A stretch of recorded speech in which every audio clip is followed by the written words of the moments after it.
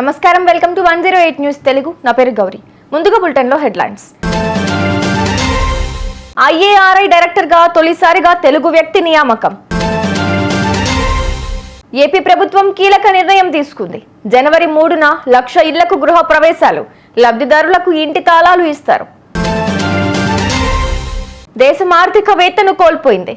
రాష్ట్రపతి, ప్రధాని మోదీ సహా ప్రముఖుల సంతాపం. రాష్ట్ర ప్రభుత్వం మైనార్టీ సంస్థల నిర్మాణానికి 26.13 కోట్ల నిధుల విడుదల. భారత వ్యవసాయ పరిశోధన సంస్థ డైరెక్టర్గా చెరుకుమల్లి శ్రీనివాసరావు నియమితులయ్యారు. ప్రస్తుతం నార్మ్ డైరెక్టర్గా ఉన్న శ్రీనివాసరావు ఐఏఆర్ఐ డైరెక్టర్గా ఎంపికైన తొలి తెలుగు వ్యక్తి. 1965 అక్టోబర్ 4న ఏపీలోని కృష్ణా జిల్లా అనిగండ్లపాడులో జన్మించిన ఆయన ఇజ్రాయెల్ టెల్ అవివ్ విశ్వవిద్యాలయంలో పోస్ట్ డాక్టోరల్ చేశారు. భారత్లోని పలు పరిశోధనా సంస్థల్లో వివిధ హోదాల్లో శ్రీనివాసరావు పనిచేశారు. వచ్చే ఏడాది జనవరి 3న రాష్ట్ర ప్రభుత్వం 1,00,000 ఇళ్లకు గృహ ప్రవేశాలు నిర్వహించనుంది.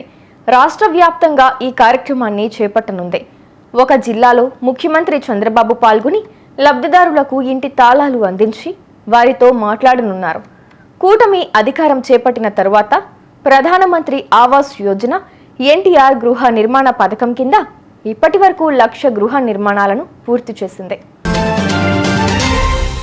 భారత మాజీ ప్రధాని డాక్టర్ మన్మోహన్ సింగ్ తుది శ్వాస విడిచారు.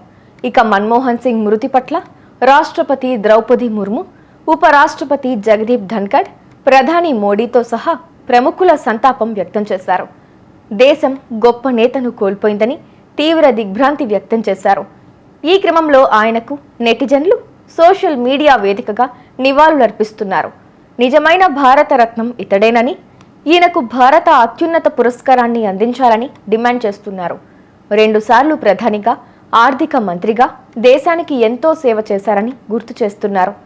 సింగ్కు 1987లోనే పద్మ విభూషణ్ వరించింది. ప్రధానమంత్రి జన్ వికాస్ కార్యక్రమం కింద మైనారిటీలు ఎక్కువగా నివసించే ప్రాంతాల్లో నిర్మిస్తున్న జూనియర్ కళాశాలలు, ఐటీఐ, పాలిటెక్నిక్ కళాశాలలు, సంక్షేమ వసతి గృహాలు, సామాజిక భవనాలు, ఇతర నిర్మాణాలకు రాష్ట్ర ప్రభుత్వం 26.13 కోట్ల నిధులు విడుదల చేసింది. కేంద్ర, రాష్ట్ర ప్రభుత్వాల భాగస్వామ్యంతో ఈ పనులు చేపట్టనున్నారు. చూసారుగా, ఇవి ఇవాల్టి బులెటిన్ అప్డేట్స్. మరో బులెటిన్తో మళ్ళీ మీ ముందుకు వస్తాను. అంతవరకు కీప్ వాచింగ్ 108 న్యూస్ తెలుగు.